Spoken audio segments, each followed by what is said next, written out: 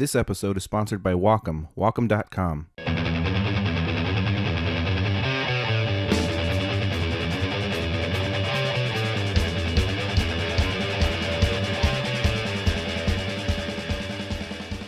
It was such an honor to talk with my guest this week. Anita has been a major influence on so many artists. Her work has been seen in Time Magazine, Rolling Stone, Vanity Fair, The New Yorker, GQ, The New York Times, Sony Music, Random House Publishing, and many others. She's won countless awards for her work. She also teaches workshops and even gave a presentation about her New Yorker covers at the prestigious TED Conference in California. Now that's pretty damn cool. I had the pleasure of meeting Anita once, about 10 years ago or so, at the Society of Illustrators in New York, and maybe just said a quick hi. So it was a great pleasure to be able to talk to her on the old podcast. It felt like we had been close friends for many years. It was quite the natural conversation, and I think I could have talked to her for at least 2 more hours. I'll definitely be asking her to be a guest again at some point. So please welcome the one and only Anita Kunz.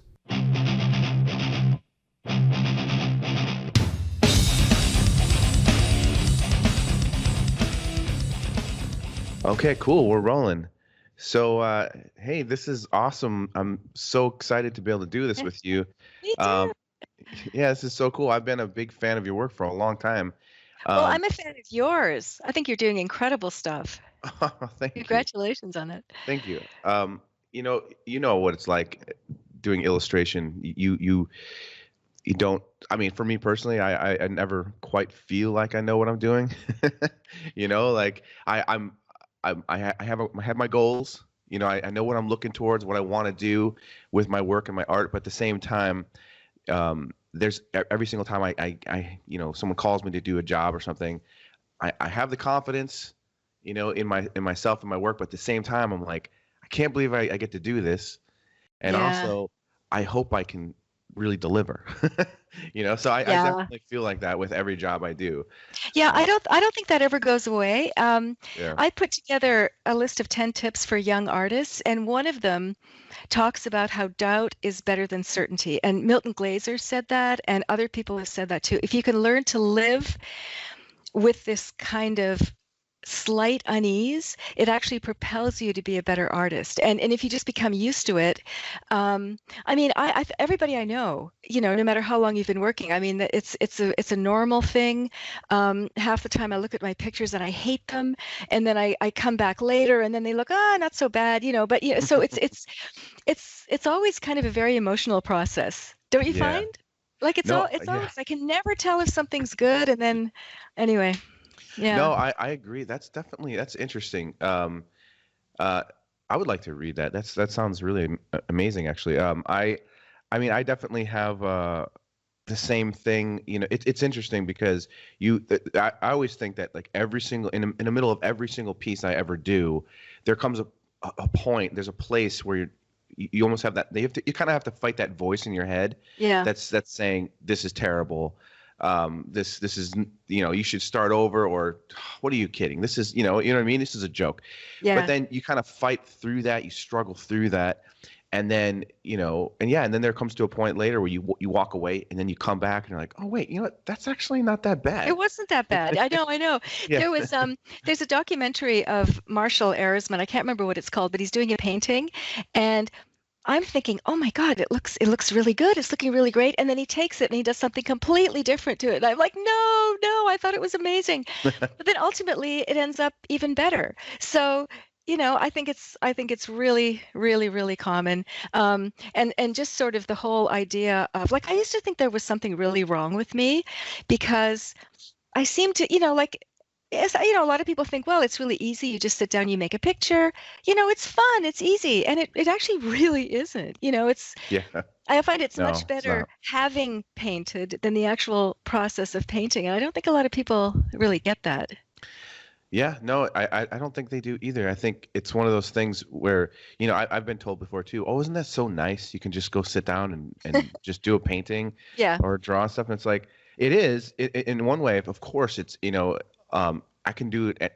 I always make a little joke, or not. It's not really a joke, but I've often said this throughout the years that I would be fine in prison as long as I didn't have to interact with anybody else, and I could have my own cell like Anthony Hopkins, Yeah. in the Silence of the Lambs, and as long as you gave me art supplies, I'd be fine. I'd be totally fine. Just give me art Yeah. supplies. Yeah. So like Yeah. so there's that sense where I'm like I feel like, hey, as long as I have art supplies and stuff, yeah, Yeah. it's not it's but when it comes to actually trying to deliver, Yeah. like an illustration, Yeah. an idea, that sort of a thing, then it starts to become a lot more than just drawing. you Yeah. know, Yeah. just Yeah. just like getting it out or whatever. And Yeah. that's what's interesting too about like what you do, what I do, is there's a lot more to it, than just there's a message, there's Yeah. something there's a place we want to go with the story, Right, right. But then with the illustration, you're doing it in a context, and you have an audience, you have art directors, you have editors. So it's really kind of a balancing act of trying to do your very best image within those constraints, right? Yeah. It's really different. And then I don't know, I know you do personal work too, and that's a whole other thing, Yeah. right? Yeah. Hmm. And that almost I almost find that more difficult because you know there's no feedback loop, like at least with illustration work, you get the job, you do all the negotiating, hopefully you do the best job you possibly can, you send it to them, it's in print, you get paid, and then there's a feedback loop. But when I'm doing my own work, when I'm doing fine art, it's like you never know, like it could be an endless thing, is the painting done? I guess it is. It goes and sits in the corner, and then you do the next one, right? Like Yeah. because I have been an illustrator for so long, and did only editorial illustration for like 30 years, it was really hard for me to make the leap into fine art because I was missing the feedback loop, and that's when the insecurity really starts. Oh That's when I'm yeah. thinking, oh man, am I, at least with the feedback, you could feel as though you had some relevance. Now it's like, who knows? And then the fine art, sorry, I'm starting to ramble, but the fine art world is so different, having been an illustrator for so long, and there's certain parameters and certain rules, and now suddenly fine art is like I'm still trying to figure that world out. Yeah, that's definitely something that I'm not as familiar with. I mean, my dad's a more of a fine artist and gallery artist, and so I hear things from him a lot. Um, I mean, I've been asked to be a part of certain shows, before, but that's about it. I haven't, I haven't had the time actually Yeah. to like. I would love to do some kind of a solo show at some point, but as far as like gallery, you know, working full on trying to like supply galleries with work and that sort of thing. Yeah. I don't really know much about that world except for I've heard from artists the nightmares of it and Yeah. like the percentages that galleries will take and that sort of a thing. And that kind of freaks me out a little bit. Yeah. Yeah. Um, It's pretty tough, and it's really different, and I really feel like I'm starting right from the beginning. But you're still really young. I mean, when I was young, I never imagined I would be anything other than an editorial illustrator. I used to wonder, why are these older illustrators doing their own work all of a sudden? Like it never occurred to me, because I love the idea of illustration. I love the idea of being part of something bigger, of yeah. making comments about the culture. I mean, that was the whole thing for me. That's what I loved doing. But I think as you get older, I mean, there are things I definitely want to make pictures about that are, just what I'm interested in. And I can't any longer wait for the phone to ring or for an email to come and hope that somebody's going to ask me to do a picture about it. So at some point, I just started starting to do my own work. Yeah. Yeah. And where it goes now, I don't know. Like I've been showing in some galleries, but it still looks like my illustration work. Like it's still idea based, and I almost feel like it almost works against me, having been an Mm. illustrator so long. I feel as though maybe if I'd gone to Yale, it would have been a lot easier. At least I would have had an in, and I would have had to understand Oh. it a little bit better. So, but it's fascinating, and I'm still, Mm. like right now I'm doing illustration and fine art. So at least I Yeah. can, What yeah. what's your main technique that you're working with? Like your main medium that you're doing right now? You know, I have been using the same materials since I started. I just want to say that the whole reason I became an illustrator was because my uncle was an illustrator, and his motto Hmm. was art for education. And that, and he lived on a farm, and there was a big lake, and he was an environmentalist. He knew, he knew all the animals, and he really was about protecting It's nature awesome. and all that stuff. Yeah, so I just wanted to be just like him. And so he actually got very sick and died, but the first thing he ever Oh, gave I'm me was sorry. well, it was a long time ago, but he gave me my first Pelikan watercolors, cake watercolors, and that's still what I use. Hmm. And so there's something that's really, really great about that. So Yeah. um I started using these Pelikan watercolors, and I'm not a purist. I use all kinds of whatever works.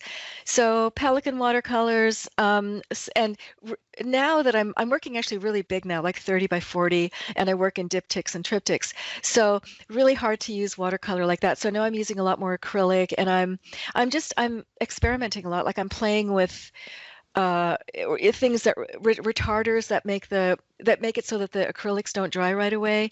So yeah, but a lot of it is kind of experimental. But what you were saying before, like it's always in the back of my head, like what the hell am I doing? Is Yeah. this, is it relevant? Is it am I making a big mess? But that's what drives everybody.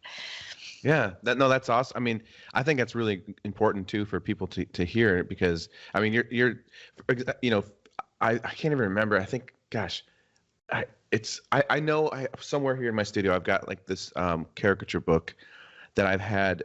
Um, it's like I think I've had it since I was like 20, or at least. And I found it in some bookstore in Chicago, and it's got like you're in it, Philip Burke's in it, Oh yeah. Steve Brodner, a bunch of different artists. I can't remember something, The Mirror or something like that. I The can't remember. Savage Mirror. Savage Mirror. The Yeah, Savage Mirror. I think that's a Steve Heller book. Yeah, yeah, yeah, yeah. That's yeah. a yeah. Yeah, I found that. I remember when I was first moved to Chicago, I found it in an old bookstore, and I've been a fan of caricature art my entire life. I Yeah, mean, since I was at least 9 or 10 years old.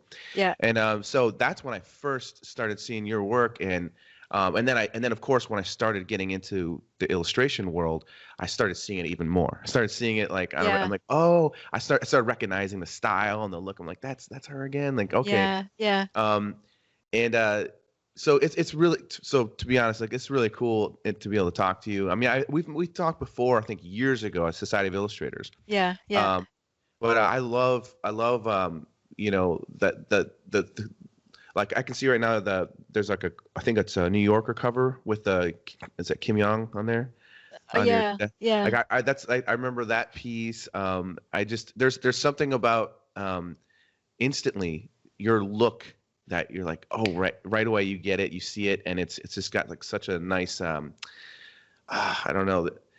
For me, it's a little bit nostalgic. I think because it goes back to Ah, that thanks. book. Yeah. You know what I mean? Well, yeah, I think the two that you mentioned I think we're kind of the same vintage. But I mean, it was so great. What would that have been like the 80s and 90s? I mean, I got to work with Fred Woodward. Like illustrators, we're only as good as art directors let us be. Don't you think Oh, so? Like if we yeah, work for great art directors and you respect them and they respect you, like you can make serious magic, right? And definitely. so there Yeah. were some really great art directors back then, and there was also, I feel a little bit spoiled. Like I got to almost complete creative freedom. I mean, especially somebody like Fred Woodward, like you would get the assignment and then you're on your own, and it was exhilarating, it was exciting, and I think, I mean, it was so great to see like Steve Broder, who's still doing amazing work, and Philip Burke, and then being able to see their originals. I mean, Philip Burke's originals were massive and Yeah. incredible and loose and just brilliant. And Steve Brodner, of course, is still making you know um, great political satire. So yeah. Yeah.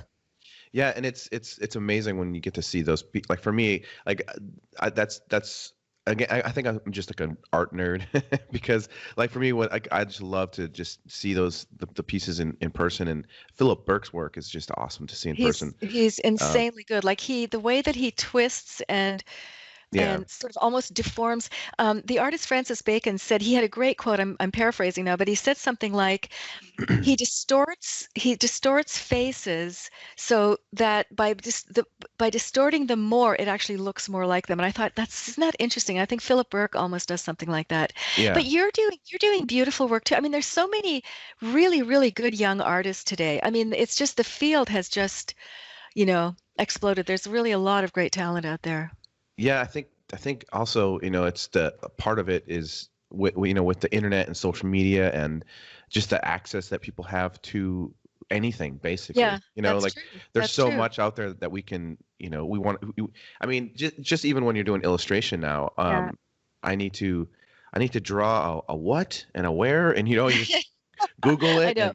and all, okay, now I've got all the reference I could possibly need. And That's so, but that's yeah, yeah. still, for me, I'm still like every single job that I get, my initial thing is, of course, I want to do the best job possible. But you're right about the art director thing, and I think that I've only had that kind of experience with maybe just a small handful of art directors, because it seems like a lot of art directors are kind of like a revolving door, and I'm Yeah. surprised sometimes how some art directors don't even seem to be artists, and Yeah. Yeah. and it's kind of strange. But when you do have an art director who is not only an artist but also just they have like this respect for you and what you do, Yeah. and they just like, hey, I want to let you Yeah. do what you do. That Yeah. makes the whole difference. Yeah. Yeah. I Um, agree. Well, I think yeah, the whole nature of print has changed. I think when I was sort of doing the most editorial work, I mean, it just seemed as though, editors were here and art directors were here, and the editors were editing and the art directors were art directing. And it seems yeah, like the art directors are down here now and the editors want to art direct too. So I think a lot of times I don't see oh, this as I don't think this is I don't want to say fault, but I don't think it's because of the art director. I think it's because of the editors, and there's been a real change in and often, even now when I'm doing a job, I don't know, this maybe is for some of the young illustrators. What I try to do now, knowing that the editors have so much say, is that I will send sketches, but I also write a lot. I write a lot so that the art yeah. director has a lot to work with so that they can talk to the editor. So it's been one of the changes, but you know, because that has happened, it's a little bit difficult because sometimes the editors come up with these ideas that you can't illustrate. It requires a like a whole comic book. Like, they're just ideas that are just really not that good. They're words. They're not visually trained. So it's definitely become an interesting challenge to navigate these changes in the field for sure. Oh yeah, yeah. I've worked with art directors before where, like first time working with them, they're like, "Oh man, really love your work so much. You're just brilliant stuff. I love this piece and I love that piece. And can we do something along these lines? And just do what you do. And I can't wait. Oh, this is so exciting." Yeah. And then you start working on it, and they're like, "Oh yeah, this is great. I love it. Can we can we start doing like a color mock?" And they're just all into it and everything. And then you put all this time into it, and then they say, "Ooh, I just showed this to the editor, and he hates it, and it's nothing like what they want Yeah. to do, and we need to start all over."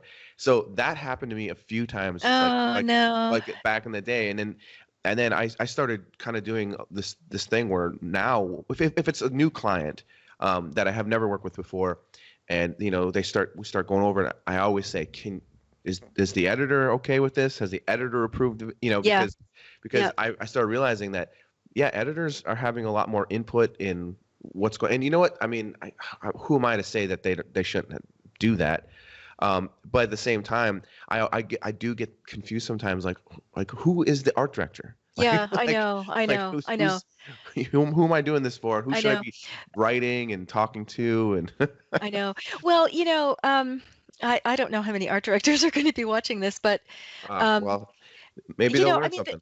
there there's I mean, you have to always be the most professional you possibly can be. Yeah, But there are times when a job is just going so far south that you Yeah. know it's going to be like, I know it's going to be crap. They're not going to be happy. I've done multiple sketches, and there is a point where I feel as though the responsible thing is is to walk away. And I have done that sometimes, and like fully meaning to say, How do look, you do I'll that? take it. I'll take it. Well, I'm always very, very, very nice. Like, if something is really, really going to be horrible, I usually say, like, this is not, I really, really want to do a good job for you, but I'm gonna give you a real crap painting here, and I don't want to do this.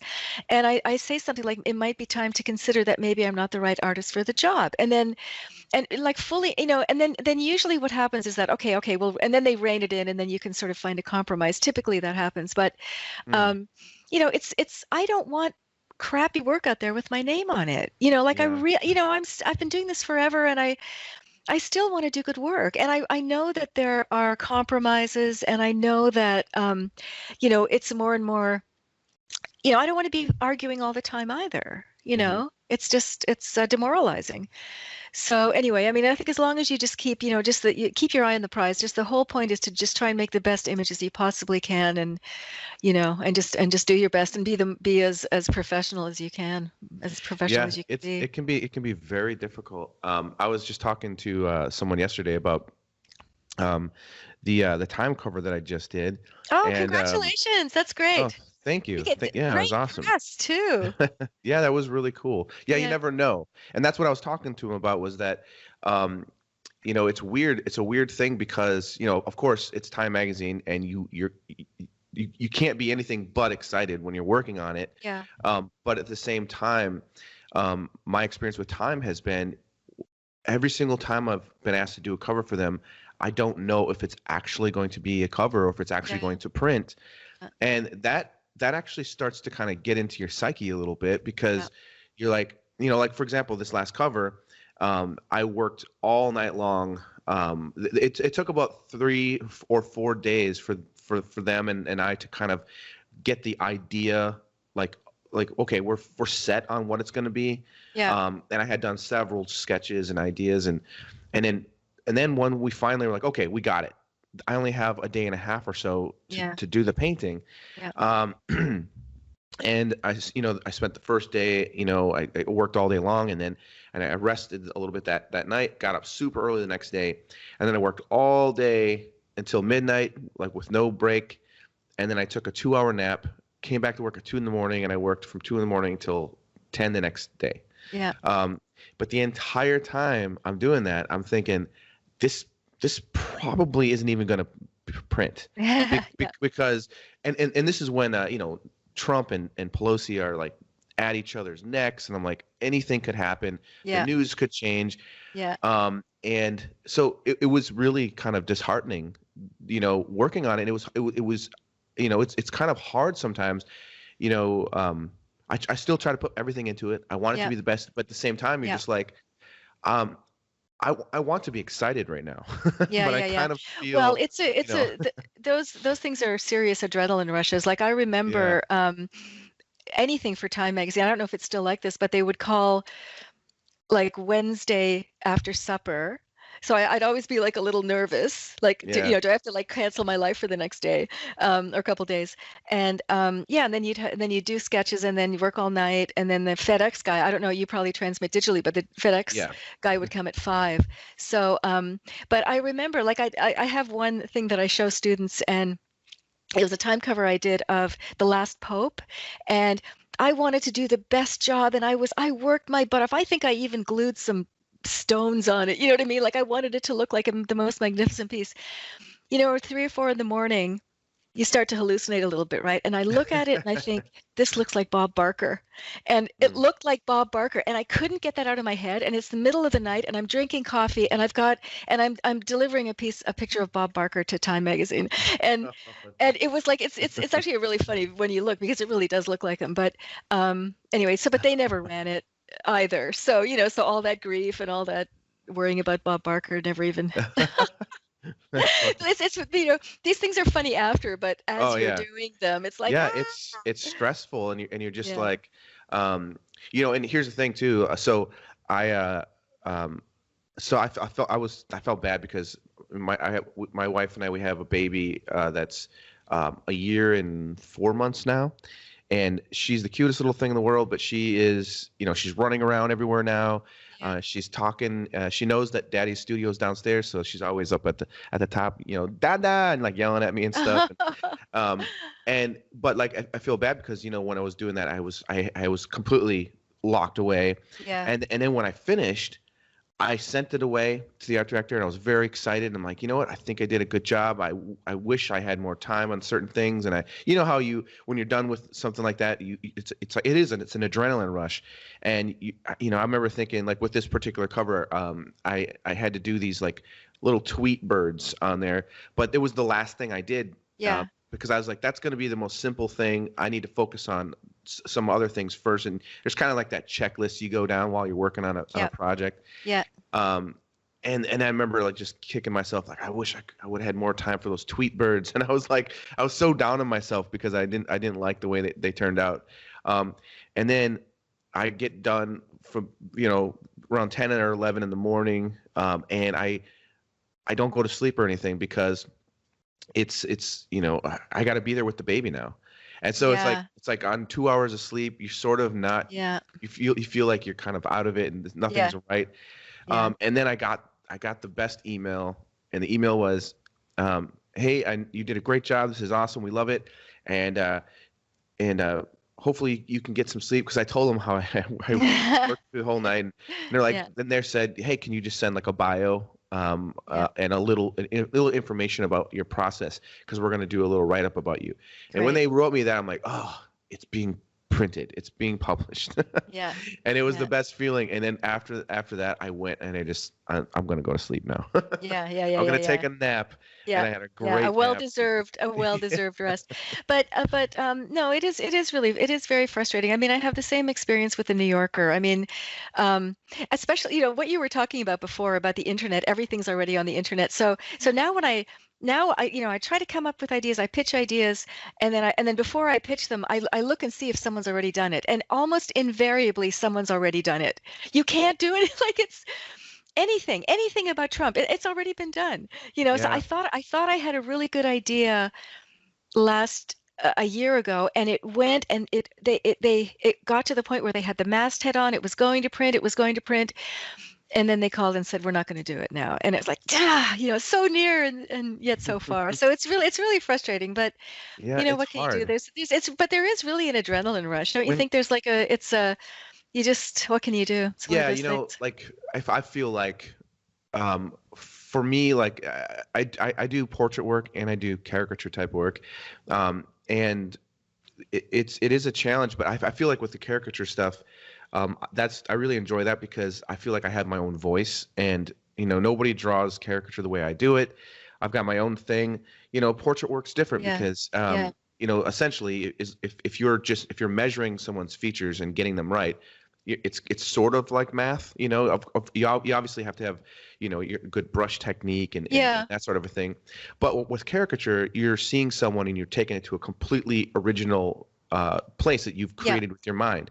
And I find that a lot more exciting. But at the same time, the one thing that I've been dealing with lately is just and I've only dealt with this basically since Trump's been president, which is strange because I thought that when he became president, I was going to be so busy drawing all kinds of crazy Trump things. And it's everyone's kind of just like, ooh, let's be careful. Everyone's so careful. And I feel like anytime I get like a caricature type assignment, it's like tiptoe.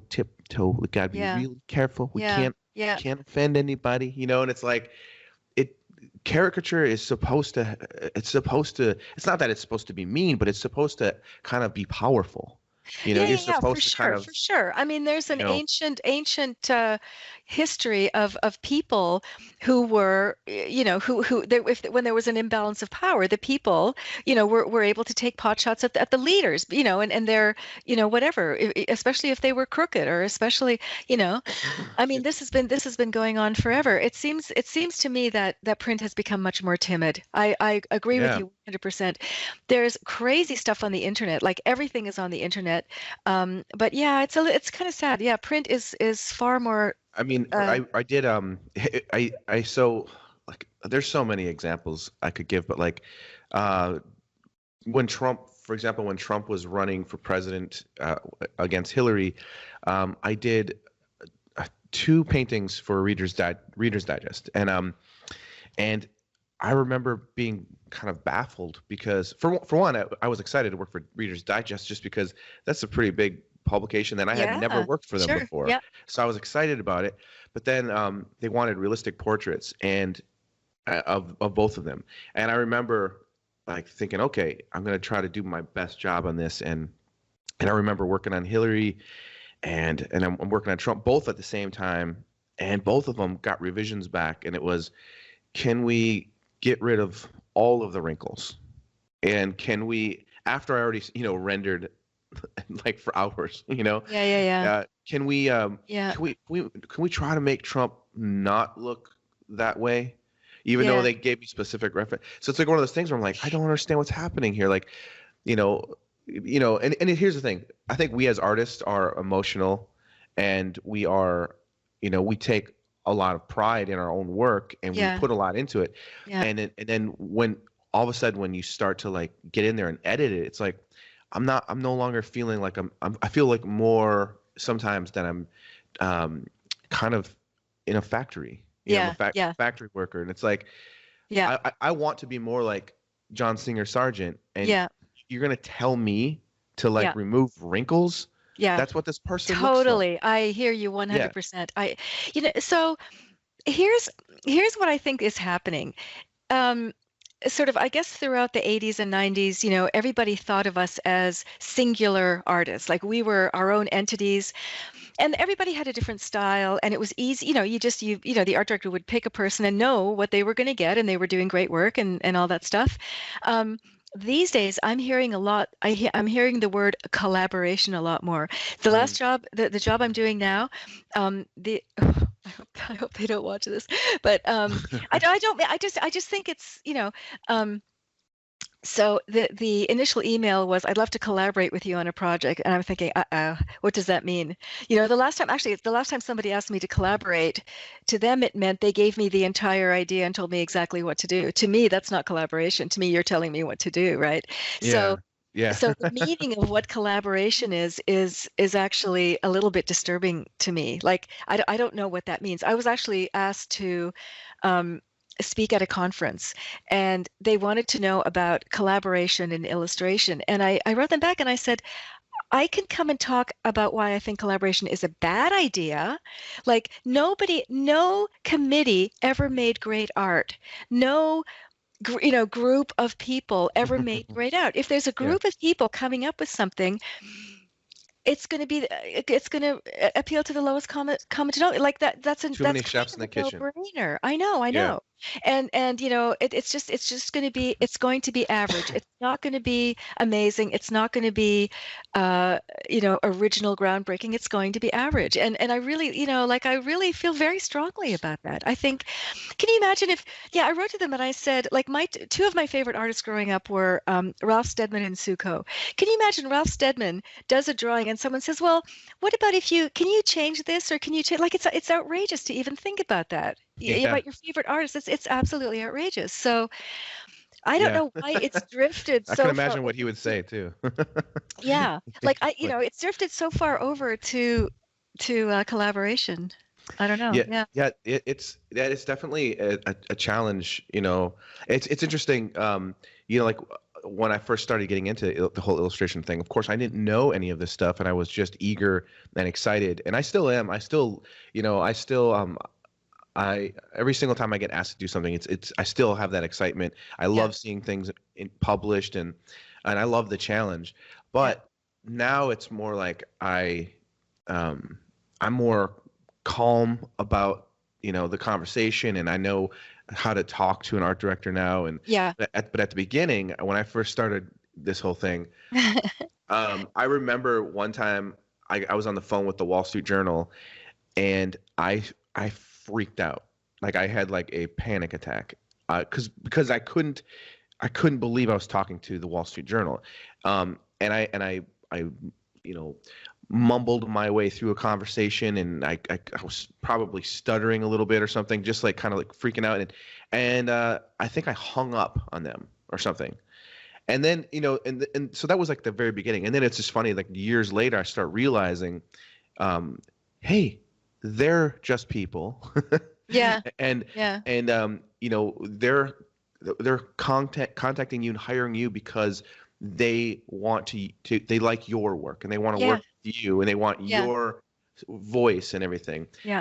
It took me a while to realize that they're people, Yeah. and to be able to like not be afraid to talk on the phone, and Yeah. to not be nervous or scared because they're supposedly prolific, like the New Yorker or something, like if the New Yorker would have contacted me back then, I probably would have passed out or something.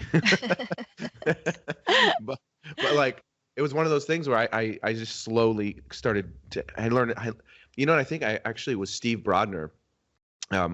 Years ago, he talked with me on the phone, and I was asking him some questions, and he was really, really nice to be able to talk to me for a while. And I was just like, I was having a hard time like trying to work with art directors and stuff, and just learning how to be an illustrator. And I remember him just telling me, he's like, hey, if they're contacting you, they want Yeah. your work, and Yeah. you should realize that they should be lucky to have your work, Yep. and you need to have that confidence to be able to deliver that. Hey, Yeah. I'm like you're, because I think at the time I had that weird thing, like they're so much above me, and I'm like the little worker person. And sometimes some publications definitely treat you like that. Yeah. Yeah. But at the same time, that was definitely something that was very helpful because it helped change my perspective of hey, we are working together to do something, and Yeah. let's make it awesome. Yeah, You know? exactly. Yeah, one of the when I talk to young illustrators and when they don't like someone's asked them to do something, and like I actually used to teach a business class in illustration and just how to how to go about the business part of your career. And like really one of the hardest things is for them to figure out, okay, how much do I charge? And I no matter how young, no matter how inexperienced, even if you're still in school, somebody wants you to do something, you have value. The fact that they asked you to do something, there is significant value there. Yeah. So Yeah. recognize that, and and you deserve to be properly paid, and whatever that is, whatever deal you strike with them. But yeah, that just realizing that you have value. Absolutely. Oh yeah, Yeah. for sure. Yeah, that's definitely hard. That's a hard thing. I get asked that all the time. People, write and like, how do I charge? And yeah, that's definitely especially for young illustrators, people Yeah. trying to get into it. They have no idea. Yeah. I mean, even like it depends on the job. It depends on You know um, what? To be you honest know, with you, I still have a really hard I really have a hard time quoting. I hate yeah, quoting. I never liked it. The business aspect of this has always been the hardest for me. Like it took me a long time to learn. yeah, And I still have a lot of trouble. I usually just say, well, what kind of budget are you? Like I usually let yeah, them start because if I say a really low number and they say yes right away, I think, God damn, I should I should have charged like way more. Or, let me know the ballpark at the very least. yeah. But I still have a really super hard time. My husband is an art director, so Oh, okay. I run it by him. He's an Oh, advertising art director, so that's awesome. he helps me a lot. Yeah, so he gives me at least some. I don't know, for some reason I always underquote. I feel as though I still feel like even though I'm this old that that I'm grateful for the work, and I still feel like, oh, that's too much money. But he'll give me a realistic idea of what another creative person would charge. So it's so helpful. I don't know what else I would Yeah. do. It is hard. It's difficult. I mean, for me, I kind of know what I want for certain things, and certain publications want me to do something for way less. It just depends on, Yeah. it depends on if I'm interested enough in the project, Yeah. and how complicated it's going to be. So I can kind of be workable a little bit, but Yeah. yes, it's funny. My agent sometimes it drives me crazy, and but I lose my mind sometimes, and I'm like I hate when I get a message about a job, and it's just trying to butter me up for the job and just telling me all the great things about the job, but there's nowhere does it say anything about deadline. or Oh, how much yeah, they're paying. yeah. And those are the two things I care the most about. So like, Well, you have, yeah, just you have to know that. I just mean, say, yeah, just put it at the top. Say, hey, this is what they're paying. You have yeah. this much time. Are you interested? Read the following. I That's know, how I know. that's how Yeah, I I want it hear to that. be. I hear that. I hear that. No matter what, we can talk about art for weeks, Yeah. but yeah, but whether we like it or not, we're running a small business, right? And so yeah, that's just it's of course in any other business. I don't know, in any other business, is this what would happen? No. Yeah. Like if any other business anyway. No, So no, it definitely would not happen. Now, I think about that all the time. Like, are you serious right now? yeah. Um, hey, I have a question for you about the New Yorker stuff, just because I've always been curious. Um, when you did New Yorker covers, the last ones that you've done or whatever, do they commission you to do the cover, or is it like submission? Because I heard most of the covers are submission, like you come up with ideas, Well, and most of them are submission, yeah. okay, So I started working for them a long time ago, and I was doing inside, yeah, pages and spots and whatever. And then oh, what happened then? And then Francoise Mouly, this was a long time ago, then Francoise Mouly took over and Tina Brown was the editor. And that was very exciting because like Tina Brown wanted controversy, like they did some crazy covers back then. I don't think they would I don't think anybody would print them now. But, but yeah, so right about, there was a time where um, I started doing self-generated work. There was a mm, time where I realized that there were certain things I wanted to make pictures about, and that's when I started sort of coming up with my own stuff. And this would be like, oh, like 25 years, a long time ago. And I started making my own pictures, and then I would come up with, I would think become interested in something in politics or something, and I think I have to draw this. So I would draw it really quickly, like 2 seconds, and then and that's when I started sending ideas to the New Yorker. Um, and so, and I think I truly have no idea how many people do it. Like I don't know, but there is a group of people. I think if you've done enough covers that, yeah, or whatever, and she sends, sometimes she says, if you have an idea for this, please let me know. But I have to say, the New Yorker has been very fair to me. Like hmm um, if I've had a couple ideas where I've pitched to the New Yorker, they didn't necessarily want to buy them, so I sold them to Vanity Fair, or I did them mm, for something else. You know what I mean? So when I started coming up with ideas, again, it was a shift from going to I mean, it was different then. People bought pages in source books and waited for the phone to ring. That was it.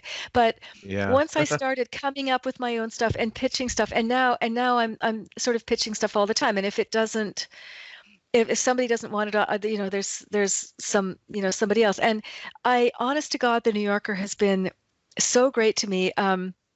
I was involved in a terrible lawsuit years ago.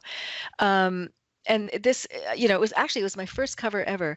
And so I did the cover. I was all excited, like you after the Time cover, right? You're on a high, and it's like so great. And you feel like you've really finally done, like you've worked so hard, and now this is so great. yeah. Um, and I went on vacation in the art director, and Francoise called me and she said, somebody here said you stole his idea. And I was like, okay. And she said, can you call him? So I called him, and this guy said, you stole my idea. And I said, I don't know who you are. Like, where would I have Oh, seen this idea? And it went on this, he ended up suing us in Manhattan Civil Court for 4 years. And the New wow. Yorker supported me throughout the whole thing. And it's a long story, and I could tell Yeah. you, a lot Oh more my about it. But gosh. but so it That was sounds for me. insane. Well, it was insane because for me it was a nightmare because it was an idea that I had come up with, and he just Yeah. didn't believe that two people couldn't come up with the same idea. Of course, it happens all the time. But it Yeah. was also a precedent-setting case, and now young lawyers, when they learn about copyright, this case is what they. It's basically about you can't copyright an idea. Yeah. So anyway, That's but without the New Yorker, I don't know how in debt I would have been. Like they really support their artists. So yeah. Yeah, no, that's awesome. I've done a few pieces for him, but never covers, and I've always been curious because I'd love to do a cover at some point. But Yeah. the thing I also understand about the New Yorker is the kind of work that I've never seen anything like my kind of work on a cover of the New Yorker. So I feel almost like I would have to do something a little bit different to get the attention of the New Yorker, style wise, like maybe do something like watercolory or something, because I seem to like Yeah. you know, my kind of stuff, I think it would be a little bit too, it wouldn't fit, I don't think. Yeah. Well, But like in the inside, yeah. I've done stuff that's more like painterly, which is great. Yeah. You know, Yeah. that's been good. Yeah. But like I see artists like John Kuno, Yeah. and I've seen Brodner and Peter Yeah. DeSev and a bunch of artists Yeah. who I've seen their rejections. Like they'll share like Yeah. these are, and every single one of them, like, that's so good. I know. How I know. I how know. is that rejected? I I don't know. understand. Like I've seen Peter DeSev. I love his Me work. too. And Yeah. I've seen so many pieces that he shared that he says, oh, this is a rejected idea from the New Yorker. And I'm like, what rejected? What are you Yeah. talking? And so it's kind of intimidating. You're just like, oh man, like Yeah. wow, if Yeah. that wasn't, There's a you know, there's a book. There's a book called, I think it's called Rejected Covers. And there's some, I uh, mean, there's some amazing, like even Barry Blitt gets rejected all the time and he does, yeah, more covers than anybody. But yeah, but it could be the timing is off, or it could be, again, I think a lot of it has to do with the editors. Like I said, yeah, Tino Brown, anything went. David Remnick now has his own aesthetics. I think I don't really understand. I don't know enough about the power dynamic. I know Francoise has a lot of power, but then again, I don't know. I don't know how the final decisions get made. But yeah. you It never seems. really quite know. I think they're probably one of the only publications that really work that way. I mean, as far as I know, I didn't actually know about that until a few years back. Yeah. Excuse me. And I remember just being shocked by it. Like the first time I got called to do anything for them, I think was in 2012, and my parents were visiting, and I was so excited. I'm like, I'm doing something for the New Yorker, and it was like Yeah. Yeah. Yeah. and I Yeah. did Yeah. I Yeah. did this Yeah. small little teeny like it was like a kind of like a pen and ink type cross hatching little caricature thing. Really? Uh, it was from some movie. I think it was called Lawless or something like that. Okay. And it was a movie about moonshining or Okay. moonshiners or something. So I Okay. just did this small little, and I was so excited. It was like, That's great. Yeah. but it's like one of those things where it's like I did it. You kind of Yeah. hit like little like one day I hope to work for this person. Yeah. Yeah. Um, Yeah. I Yeah. always had hoped like one day I really would love to do a cover for them. Yeah. But then I found out, oh yeah, it's mostly submission, submitting Yeah. ideas. It's like, Yeah. oh, I don't have Yeah. time to do that Yeah, for I free. know, I know, I know. You know what? I don't know how many young people are going to be watching this. I think it's a lot of young Hopefully, yeah. students, right? A lot Okay, of young I illustrators. want to say something to you guys because I nobody talks about this. I have had so much rejection in my life. It is normal. You know, when I think about it now, I wish I had kept all my rejection letters because, when I was younger, I would send at that time slides to Oh, to I various remember that too. publications, right, right. Yeah, And I that's got so many lovely rejection letters, but sometimes it's just all about the art director. If yeah, like don't stress it. Maybe the next art director will hire you. And it's the arts. There's a lot of rejection. Like you're not going to be right for everybody, and every situation is not going to be right for you, and don't get discouraged. Like everybody has yeah. rejection. Everybody suffers rejection. One of my talks for students is about rejection, and I show a lot of rejected New Yorker covers, and I think, well, some of them really suck, but some of them I thought were really good, and I Yeah. thought, what's some, yeah, what am I, anyway, but no, it's good. It's just, I Yeah. just want you to know it's really normal, and just move on, learn what you need to move, and keep going, and always keep going, and It's yeah, one of the it's really, first times I went to. sorry, Oh no, it's yeah, okay. One of the first times I went to New York to like I made appointments with different art directors.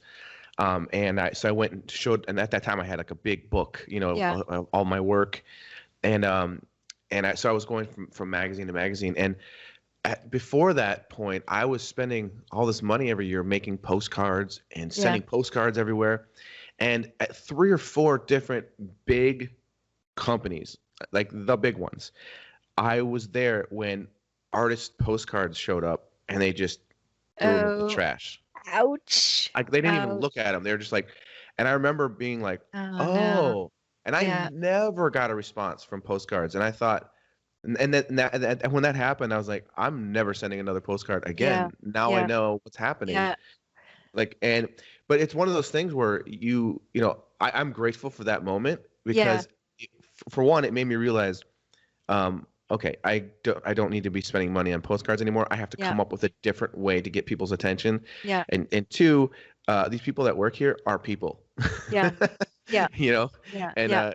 because I remember being so discouraged for so many years, just like sending out postcards, never hearing anything back. And it was funny. Do you know Fred Harper? Oh I yeah. think I Yeah. think Yeah. yeah. Yeah. He's a good buddy of mine, and Yeah. I remember I was staying with him, and I went back to his apartment. I was like, you wouldn't believe what happened. I was in this place, and they just a stack of postcards came in, and like they just threw them in the garbage, and he was like, oh. What? Like, because Oh he was no. always sending out postcards too and Oh stuff. my God. It's like, This is an interesting conversation, and yeah, I think strategies for getting work have changed over the years. yeah, I think it's different now for sure. it is different now. I mean, I really think, like I said, you used to buy a page and it was like $2,000 is a lot of money, and Yeah, just it's wait for the phone crazy. to ring. So I'm not even, are they still around? They Showcase? they I'm not do even sure. they do some illustration books. I am the only one I think that I'm in on a regular basis is like the workbook. Okay. Um, Okay. and that seems to be a pretty good one. Yeah. But yeah, I think a lot of it now, obviously, you have to be online and you have to Yeah. kind of have a presence, and I think it's Yeah. important to enter competitions and I shows do like too. I Society of do too. Illustrators and Communication Arts and that sort of Yeah. a thing. Because Yeah. you want, Yeah. and to be honest, I actually haven't entered any shows in the last like 2 years. And it's not because I don't like those shows.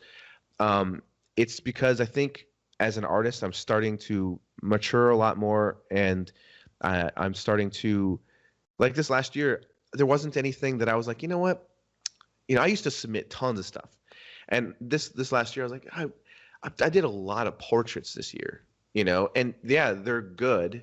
I think they're good, but should it hang at the Society of Illustrators? You know what I mean? Like you start kind Yeah. of like I don't know. It's not like I wish there was something more like emotional that but I was busy. I did a lot of Yeah.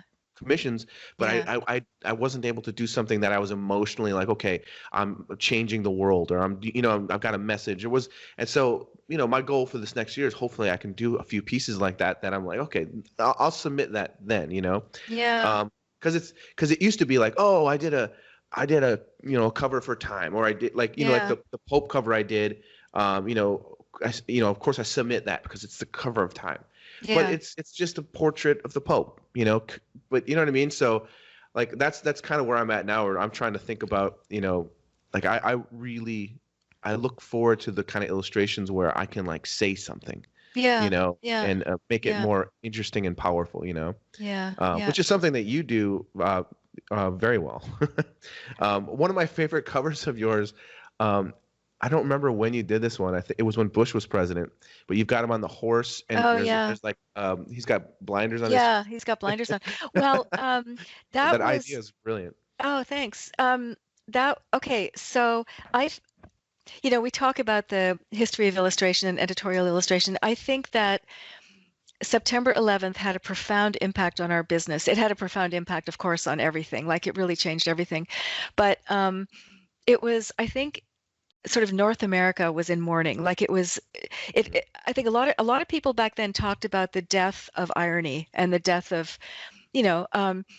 after that, I didn't get any sort of political work for a couple of years. I really, it's everything. I remember the first job I got was a portrait of Britney Spears, and Oh my like God. you, like what you were saying about Trump, like I thought, oh my God, this happened, this horrible thing, this profound thing that changes everything. We're just going to be getting so much political work now, and it really didn't happen. It didn't happen Yeah, for it's weird. a couple years, and that was the first cover that ran, and I was like, wow. So the New Yorker did. I published something, very pointed and political. So I was really shocked. And then I was really, I mean, I don't know if you want to talk about this, about how people react to your work sometimes. I was afraid I was going to, oh my God, here come the trolls. I'm going to be just pummeled because, I've had lots of bad letters, and people don't like this and they don't like that. And and it's kind of hard to take, but that one, remarkably, there were only a few bad responses. So I was, and I Huh. mean, I think that's something that's sort of important to talk about a little bit. If you're going Yeah. to, unfortunately, the U.S. is so divided now. Canada's becoming a little more like that too, but it's almost like if you say one thing, half the country's going to hate you. If you say one thing Hmm. here, so it's almost like you can't win. Yeah. So you might as well just do the best work that you can, because someone's going to hate it, right? Well, it's funny. Like, I, yeah, I, I'm one of these. For me, like politically, I'm kind of like in the middle. I think that the far left are crazy, and I think the far right are crazy. And I'm more liberal than anything. But I still like I'm not afraid to be like, hey, relax, okay? You're being a little bit cuckoo right now, okay? But when it comes to political artwork, I'll illustrate for right wing and left wing depending on what the story is, and obviously if it's something that it's like I don't agree with, I'm not going to touch it. Um, but it's always interesting when you do political stuff, the kind of messages that you get, and Yeah, I like know. I've gotten like people like threaten me. Years ago, I did a cover for the Weekly Standard of the president of Iran, and he is it's an upward view of him, like it's like he's looking up like this, and he's holding a paint can, and he put death to Israel on a missile, and there's a shadow over the whole thing of a missile shape coming down like a bomb shape, and the whole point was you can't be saying death to Israel and think that you are you're not going there's not going to be terrible things that are going to happen because of that. It's a very basic Yeah, idea. yeah, um yeah. and it's basically like, hey, how about nobody bombs anybody? How about that? That was I basically know. what I it know. was. I And know.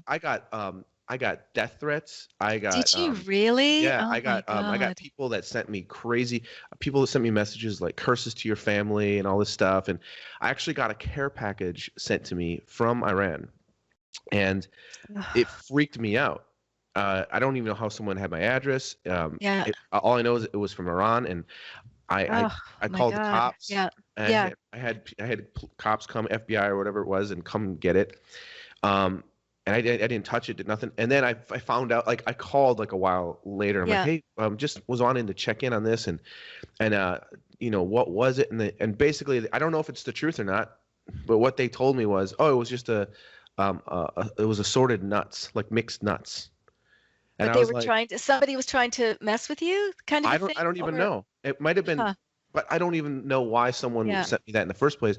But the Yeah. fact that it was just like a bag of mixed nuts or something, and it's like It's really weird. Yeah. all I Yeah. know is I was getting crazy threats and Yeah. stuff. Yeah. When I Yeah. just did Well, this yeah. Trump cover, it Yeah. happened. It was funny because the name of this podcast is Face the Truth, and the reason I call it that is this it's a little bit of a nod back to when I was first getting started I was doing live caricature events like retail, Yeah. and I called my business Face the Truth, and the reason it Right. was called that was because I was like, hey, you ready to face the truth? I'm gonna Yeah. do. And Yeah. so that's basically why I wanted to call this that, because Yeah. it does have a little bit to do with caricature, but also we're talking about real things with artists. Yeah. Um, Yeah. but I got when I shared that time cover I just did, I got this guy write me. He's like, basically saying something about you shouldn't call yourself Face the Truth. When every political thing you do is far from the truth, and like he wrote this whole Yeah. funny thing, and it's just funny Yeah. because It's you're just like really, like because it's funny, when I was doing that Trump cover, it feels very neutral. It didn't feel like one-sided really. It was just kind of, in the middle. that they're fighting, that they're Yeah. yeah, and that's a fact. Yeah, I know. But it's just funny that no matter what you do, there's going to be somebody that's going to that's what I meant. mad. That's what I meant. Like, it doesn't matter what you say, someone's going to be mad. Yeah. There is a much longer conversation here about about we all have our lines in the sand. We all do things that we feel we try to design our career so that we do work that's meaningful, and we try to hopefully help. And but I'll tell you one thing, when I was a young illustrator, I never thought that anybody would be killed over a cartoon. Yeah. So I knew one of the cartoonists who was killed in the Charlie Hebdo attack. Nicest man you'll ever meet, George Walensky. And that of course sparked this whole conversation about punching up rather than punching down. And and this is all something that we each individually really have to live with. I mean, what they were doing was making fun of the Prophet Muhammad. And again, you have to, okay, how do you balance freedom of speech, which is one of the most important things, freedom of expression, one of the most important things, but what would you do if somebody got killed over that? I mean, it's just these, like I said, when I was a young illustrator, I mean, I was lucky. I was doing rock and roll art and having a ton of fun. And, just the idea that it has become so horrific that people have died over artwork, it blows my mind. It blows me away, and it it's gets sort of touchy so when you think about, has to do with religion. It gets real touchy, yeah, and so you think, well, how do I now what do I do? How can I make a piece of work so that it doesn't contribute to the negative stuff, but still, that's almost like helping rather than hurting? And again, I refer back to this the great old history that we have of political art, and it's very critically important. And balancing with that with actual human lives. I mean, it's really devastating. It's really devastating, and it really is another one of these 10 things. I can send them to you later if you want. 10 tips for creative success. Just understanding that art has power. I actually have another talk about how art can have power, and it's in all the different ways that art is powerful within our culture. And it's not, because people think it's just decorative. It has very it can be super powerful. Yeah, and I was having this very similar talk recently too about this whole thing, and it just about just the editing of art. Like I've noticed lately too, like there's so many people afraid to speak out or to whatever like you might have a completely different stance on something that I don't agree with, but you should be able to express yourself, and then people can decide whether or not they like a piece of art, or you know what I mean. But like to suppress someone and to like, you are not allowed to draw or paint that thing. And it's like, I can understand, of course, hate speech and stuff like that. Okay, I get it.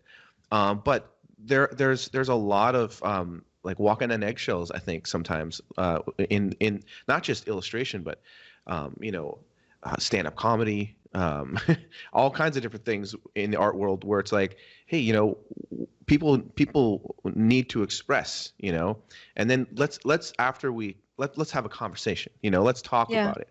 Let's not be fascist about it. Yeah.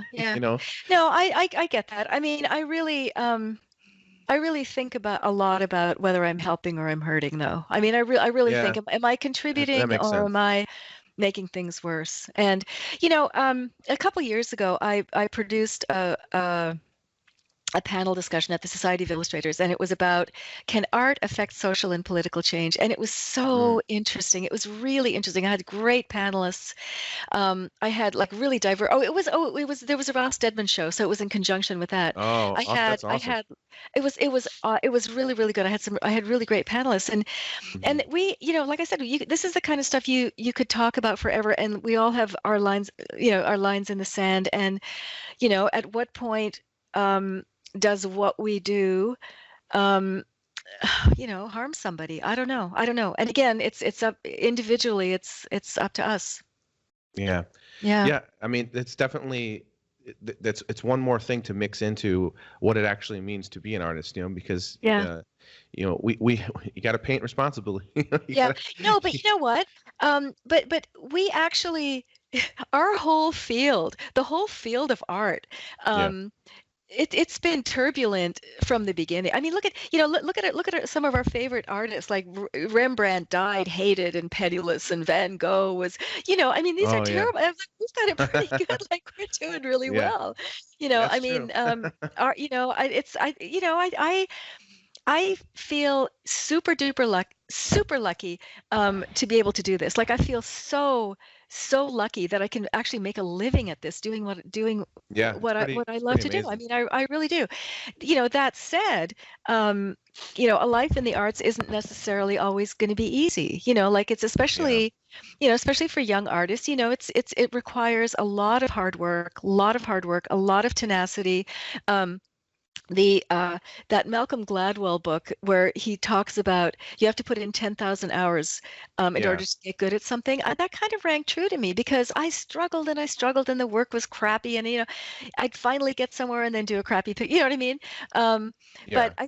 I think especially young artists, like, like, don't even get freaked out until you put in your time. Like, don't even, until you've done 10,000 hours, stop torturing yourself. Like, just put the time in, and and then one foot in front of the other. I mean, right? See, yeah, see. I grew up thinking that was my dad's quote, because my dad Oh, used to tell me that. He used to yeah. tell, like, when I was trying to learn how to paint, he's like, you got to do at least 500 bad paintings before you do a good one, And I was like, oh man. So I just started painting like crazy. But it's very true. Yeah. But you know Yeah. what? We've been talking for over an hour already, which is crazy. You're 'Cause it's kidding. it's it's gone so fast. But Okay, yeah. I want to show you some of this artwork that Okay, people have this done is of you. so great. Um, I love this. and I love this conversation. This is awesome. But I'm gonna share the screen with you, and then we'll look at some artwork here. I watched the one with Steve Brodner, your Oh, that's podcast. awesome. It was so great. Can you see that? That made my day. That is so great. So yeah, this is by Jan Beek. I just love it. I Yeah, just love it. he's you familiar with his work? Yeah. Okay, Well, I think awesome. we're Facebook friends, so I see a lot. Yeah, Yeah. yeah, he's one of my favorite people in the whole planet. Yeah. When, like, 20 years ago, when I was, starting to, like, try to become a caricature illustrator, Yeah. I found his work, and he was a huge influence on my work when I first was getting started. Yeah. Just like the way he exaggerates, and his drawing technique and everything was something that I really looked up to. And he used to do this awesome online competition where he would post a drawing of like Steven Spielberg or something like Yeah. that, and then people from all over the world would send him drawings of Spielberg, and then he would put all the drawings on his website. Yeah. And then he would choose his favorite one, and then he would send the original drawing to you that he did. That's yeah. And I Great. won the Spielberg one, and I won the Michael Jackson one, but every week I would submit, or maybe it was every month. And just to see my work on his website with all these Yeah. other artists, that was Yeah. enough to make me, like, keep going. And so that was a really cool thing. So But you know what? The real skill here, and it's really hard. You do it too, Jason. You know exactly what to exaggerate and what to leave alone. I mean, that's where therein lies the skill, don't you think so? Because yeah, a lot of people do it, and it's not successful because they're not exaggerating the right thing to make it look like the person, right? yeah, Yeah. it's one of those things where I've been teaching caricature illustration for, I think, 11 or so years now for Right. schoolism, Right. and it's really difficult to teach caricature. It is. Yeah. Because it's like, how do you explain how to see, or Yeah. how you see? Because, to be honest, Yeah. sometimes I look at somebody and I just start drawing, and Yeah. it just starts happening. It's Yeah. like a intuition, like a feeling. Other times I see it in my head right Yeah. away, and I know exactly what I want to try to do. So it's not the same thing every time. Yeah. And it's like one of those things where I personally don't feel like caricature is about picking one thing. Yeah. It's about the whole face and the Yeah. whole the body language and everything, how it Yeah. works, you know. Yeah. And And let so, me, yeah, I'm sorry, continue. well, I was just gonna say, I'm a big believer in for every action there's a reaction. Yeah. And if you're going to push something on someone's face, you can't just push one thing. Everything else has to work together. Yeah. Otherwise, it's going to look like a monster. Yeah. But let me You know? ask you something. I remember when I was doing a lot more caricature, I some people are very easy to make caricatures of. Anybody with anything very, obvious. But I used to find, like, I used to do portraits of people like Cindy Crawford and like really beautiful, beautiful, perfect women. And I'll be damned if I could get the likeness. Like there was, because they were too perfect. Like there was nothing to tweak. There was nothing to, anyway.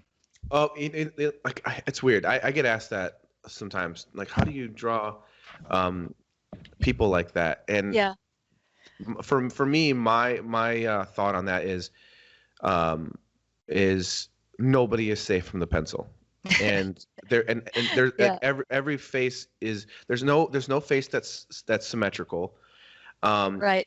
And like someone like that, it depends on what it's for. For example, Right. if I'm doing Cindy Crawford or whatever, and Right. it's for something, is this a piece that's supposed to make her look really good? You know, so you have to know what the purpose Right. is, but also Right. what I end up focusing on is the relationship between the features, and then I'm going to make sure that I nail the likeness with the eyes and the mouth, Yeah. because that's really where a lot of the character is. Like in this one that Jan did, there's a lot of character that he caught with your eyes and your mouth, and from there you can kind of push the shapes a little bit more, because like Yeah. you already got the expression.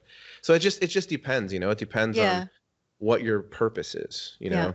Yeah. But there's So definitely people that are hard to draw. let me ask you something though. Let me ask you something. So when you do a caricature, do you use multiple photographs? Yeah. Yeah. Yeah, I me mean, too. I might like base it off of one main image. Yeah. Like the one I just did with Nancy Pelosi. I had like I think 4 or 5 images of her that were very similar from the angle. Yeah. But they were very, very serious about me not exaggerating very much. You know, Okay. they wanted it to Yeah. be slightly exaggerated. Yeah. So yeah, I use several different images to try to get the expression the way I Yeah. wanted. But yeah, Yeah. sometimes I find one image and it's enough, because, you know, it's, I mean, it depends on, like, for example, Obama. Yeah. I had done so many Obamas Yeah. where I could almost start sketching him Yeah. without looking at anything. Yeah. And then I would try to find reference that matched my sketch so that Yeah. I could help do the details. Yeah. So Yeah. it depends, you know. Let me. I think I just want to say something. Oh, I do the same thing. Like I usually try use multiple photographs, because I'm always a bit nervous about getting too close to to a photograph for Yeah. copyright issues. Like I don't want to be, maybe I've just been. No, It was the that's a good lawsuit thing. that did it, but I Yeah. don't want to be messing with anybody else's copyright. I want to come up with try something that's more original. So Yeah, I mean, yeah. I've never worried about that when it comes to caricature, because I end up taking it to a whole different Yeah. place usually. I mean, I guess you could say, hey, this kind of looks similar to, but it's a lot different, you know. Yeah. And so it depends. But with regular portrait work, I get nervous about that. But Yeah. usually when I'm doing regular portrait work, the publication is they're giving me reference and they're saying, hey, work from this. So Yeah. Yeah, and can't really they're do much. liable. Yeah. Yeah. Okay. So this next one is by Brian Vasilicki. I am butchering. Hold on, let me read this better. Brian Vasilik. Okay, I I wasn't that. love that. I look like Kill Uma Bill. Thurman. Yes. That's awesome. That's awesome. What's happening here? I'm fighting a tube of cobalt blue. That's so great. Yeah. I love it. Well, really great.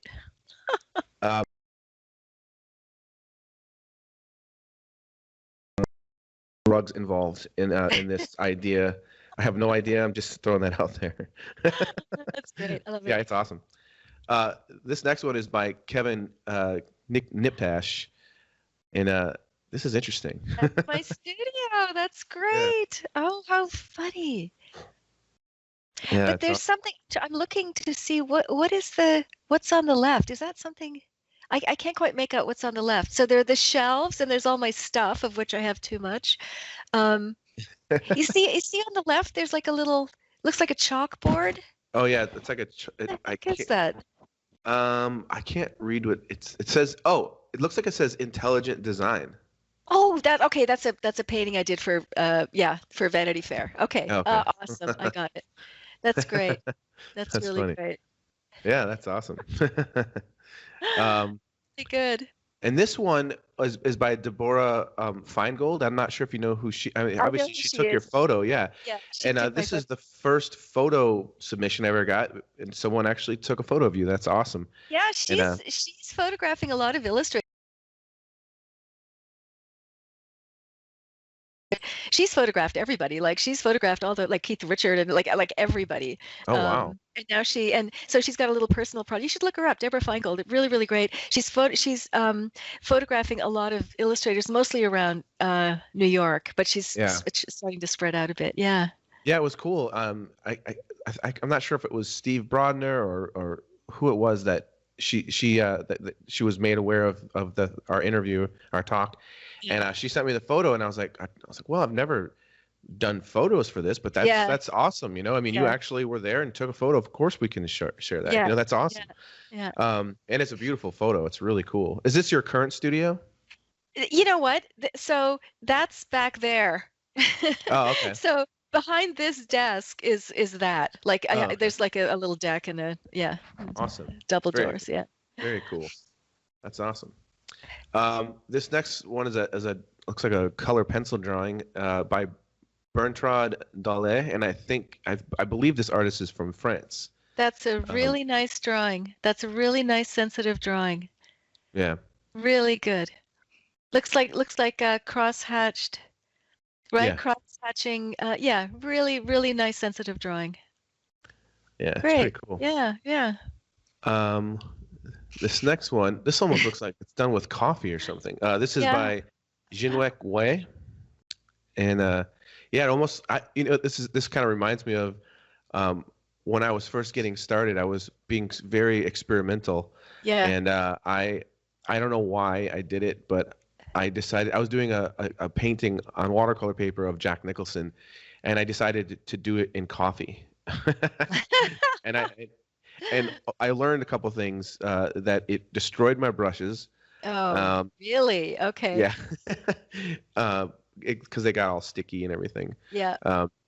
But it was cool. It was a fun experiment. This reminds me. I don't know. I'm assuming this is just watercolor paint, but yeah, when I first saw it, it reminded me. You know what? Of that. This kind of reminds me of like I used to kind of do more of this very, very many years ago.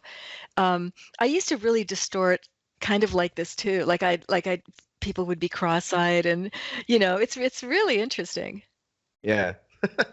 Yeah, your cheeks definitely are trying to go elsewhere. This one's they look like two. It looks like two like fists, like just punching up. Right. Right. That's pretty odd. Even your left cheek here, if going down from the chin all the way up, it almost looks like an arm kind of coming up with like a fist. Yeah. Yeah. It's pretty. That's definitely punching up those cheeks. It's really It's awesome. sculptural. It's almost like it could be like a abstract sculpture. Do you know what I mean? Like it's really sculptural. Yeah, it is. Okay. Yeah. Definitely. It's got that nice three-dimensional feel there. Yeah. This one is by Asamadi Abdullah, and again every single this guy submits almost every episode, and it's awesome. And I always feel like I'm saying their name wrong, and I feel so bad every time. I don't know where the name is. Yeah. It's Asamadi Abdullah. Okay. I actually did a podcast yesterday.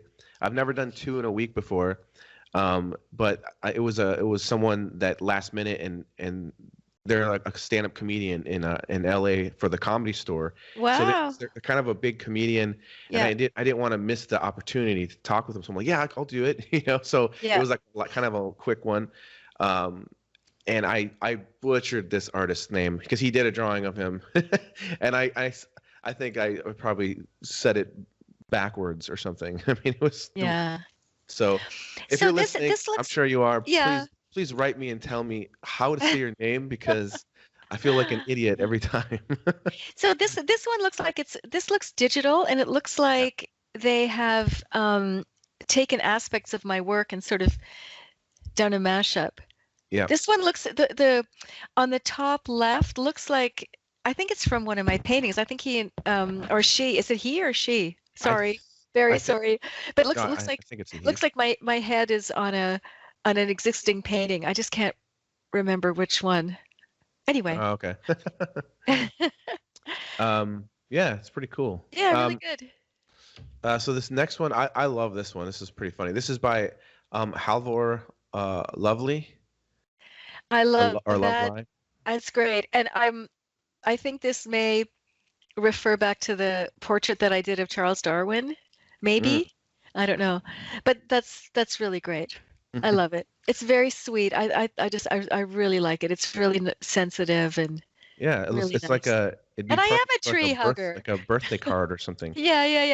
Yeah, and I love the owl. I Wow. know. It's very really lovely. Really lovely. And again, it looks like the owl has cobalt blue on his on the brush.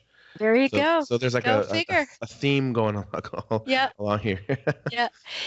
I love this. This is really great. Ooh, that's a good one. I'm looking a little bit like oh God, what's her name? She's an amazing actress. She was in Downton Abbey. Maggie Smith. Got a little Maggie Smith going on there. Yeah. That's This is by cool. Tomas Badassi. I'm curious to know yeah. if this is digital or Yeah. is it Yeah, I'm pretty sure it's digital. It's so got some nice texture to it. yeah. So when they start, do they start with a photograph, do you know? And then work over it, or is it from scratch, as it were? Oh, I don't think they're working over a photograph. They probably use photographs for reference and then draw and Okay. paint from there.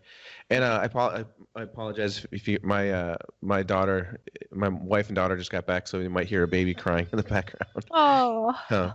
She hasn't been feeling well. She's got a fever, so she just got back from the doctor's visit. Poor little thing. Is it Yeah. like a flu or something? No, she hurt her. She put something in her mouth and she was running and she fell and it cut the roof of her mouth. Oh. And if that wasn't enough of a nightmare, then it got infected and then she got fever and so it's been a rough. Little guy. So yeah, it's been sad, but Oh. she's doing okay and she's been in good spirits and everything, but it's been kind of the last few days we had to go to the doctors a couple times and because she was burning up and then one of the doctors gave us antibiotic and she had a reaction to it, started getting rashes on her. Oh, wow. So and she's only, like I said, she's only a year and 3 or 4 months, so she doesn't know how to, she's just a baby, so No, it's hard scary. to try to to make her feel better and she doesn't know that she's going to be okay. Yeah, I know. So- Poor little guy. Yeah. So this one's pretty fun. This is by Ken Coogan. This has got a lot of good character to That's it. really good. Yeah. And this is digital as That's well. really Most of good. these are. It's Yeah. it's so funny. They're all really different. This one, like different things were exaggerated, and I don't know what photo that's from, but that looks like me in a different way than the other ones look like me. Do you know what I mean? Yeah. Like, Oh, yeah. but it's really good. Yeah, I like his Really I like his good. Wow. painting technique. Yeah. It has a sort of a watercolory feel to it. Yeah, you know? yeah. I like that. That's That really is nice. really, really good. Yeah, it's awesome. Yeah. And by the way, I can send you these too if you want copies of these. I can send them to you. Please. Uh, Yeah. I'd love that. And so this one is by Leighton Scarborough, Okay. and again, really cool. This is yeah. digital, but there's it looks like to me it kind of looks like maybe they painted it on top of a photograph of it looks like Yeah. a plastered wall or something. Yeah. Or yeah, it's got that really nice texture, but really Right. cool brushwork on this. I think it's really cool. And then at the bottom, it looks very traditional, right? It looks like Mm. oil painting. Yeah, that's really cool. Yeah, really, these are really Yeah. great. Yeah, I'm Wow, not this sure. is I'm not great. sure what exactly what program he's using for painting digitally, but yeah, those are some nice. I like the brushwork. It's really Yeah, cool. He did yeah. one.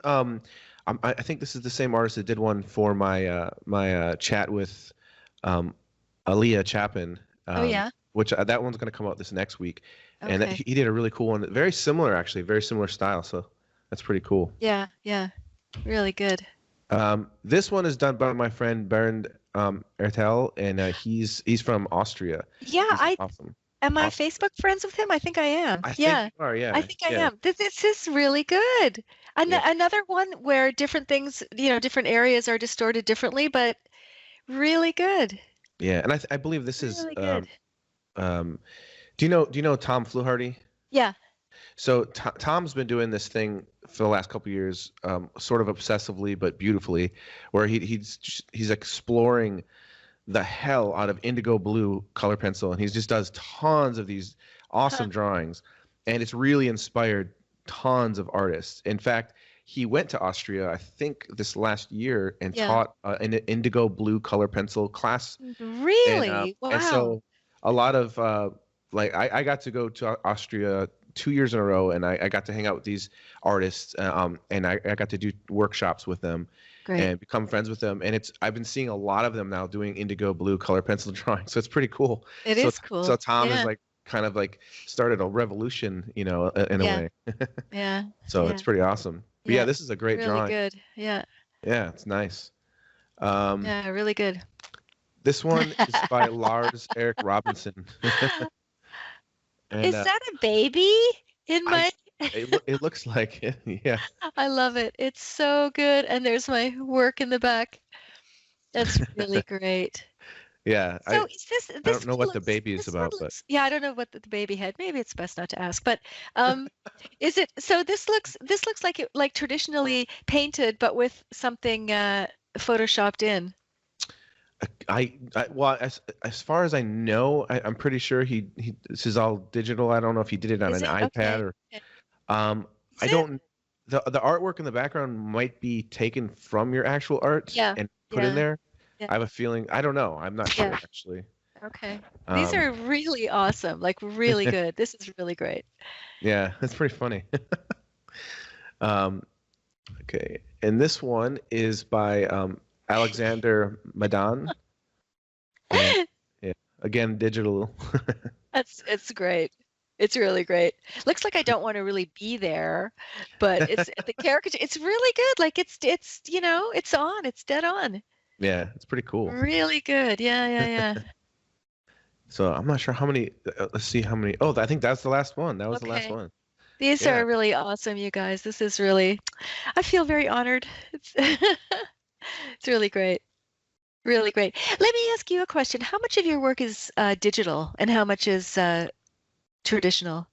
Uh, for me, all of my work that I do for publication is digital because, um, as you know, like the deadlines are crazy. Yeah. And as far as I'm concerned, they don't pay enough for me to do it traditionally. And there's artists out there like Tim O'Brien, for example, who still does everything traditionally. As far as I know, I think he does, and I don't understand it. I'm like, are you crazy, dude? Like, because I know what the deadlines are like, and he does these awesome paintings, and Yeah. that's just Yeah. crazy, man. Yeah.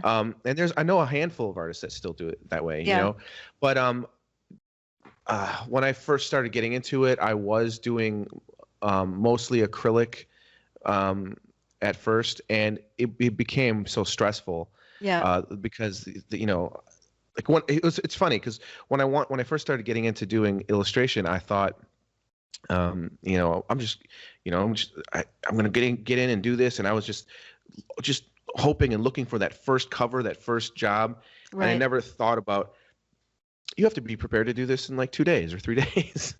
And so basically my style Yeah. started changing, and then eventually one day a friend of mine talked me into getting a tablet, and I hated digital art, and I refused to do it. I didn't consider it art, and I was like, no, I'm not going to do digital art. That's stupid.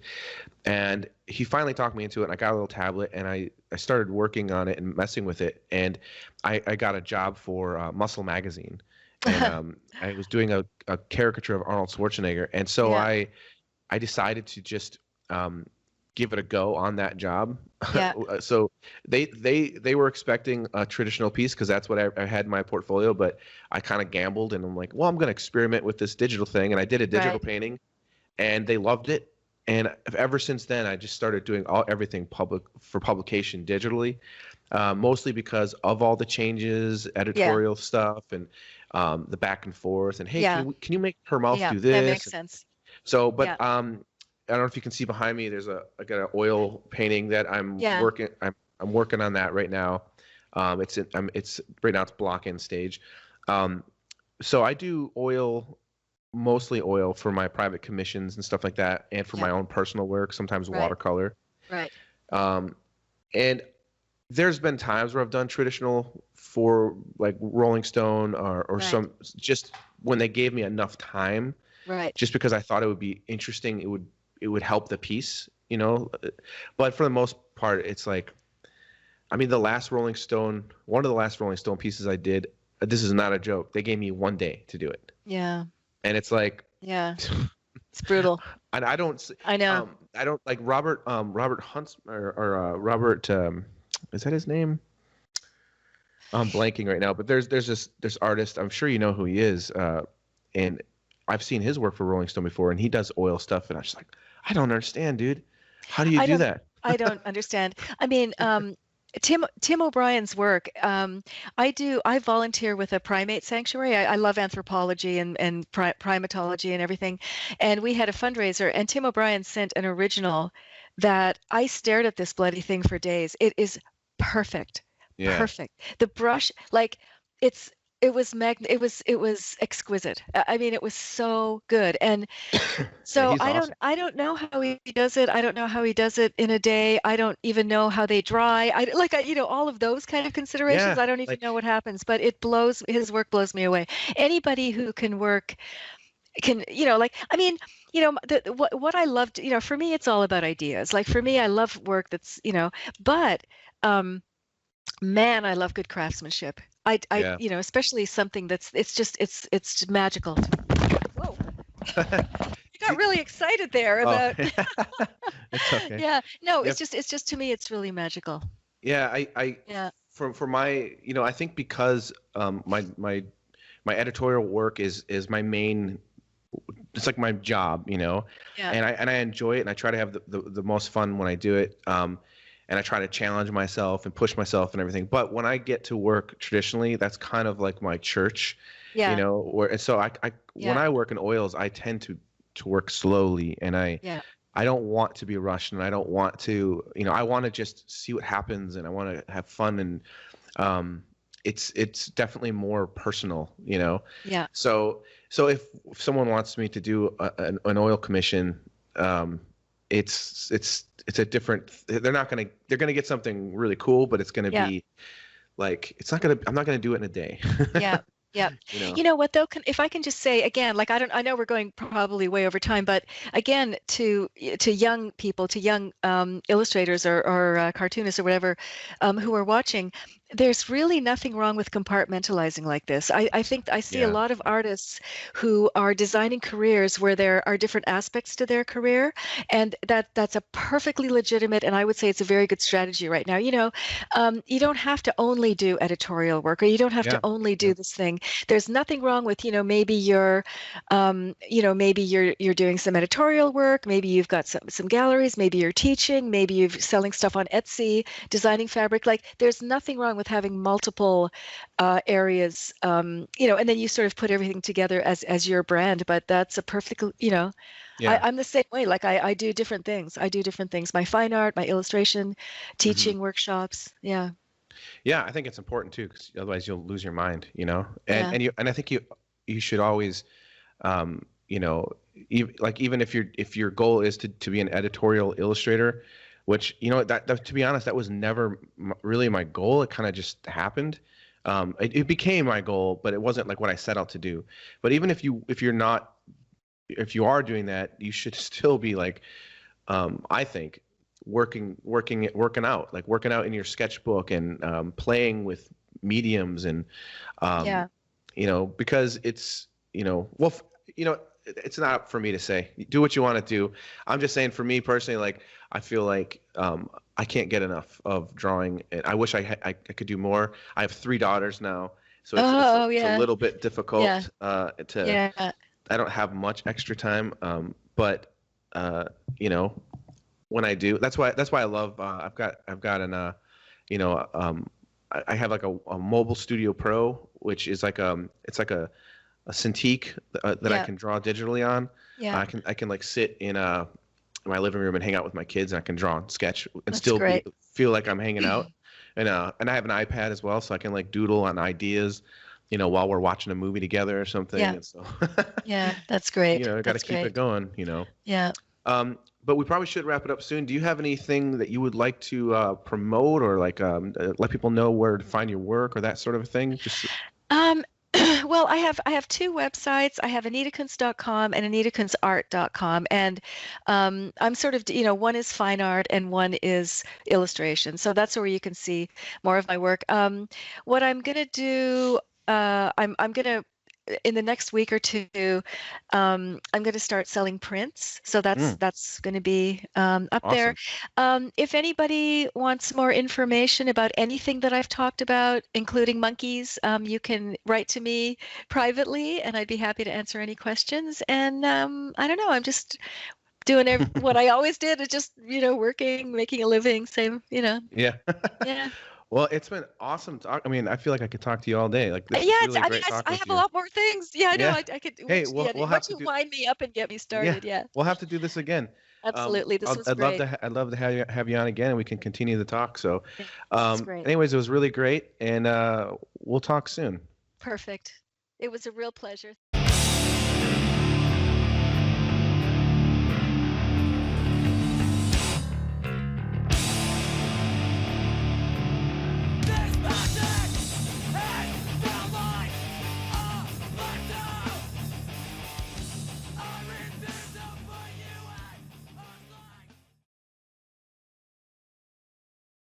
I'm happy to announce that Wacom and I will give one lucky artist who participated in this episode drawing challenge a Wacom Cintiq Pro 13. Congratulations in advance, and thank you, Wacom.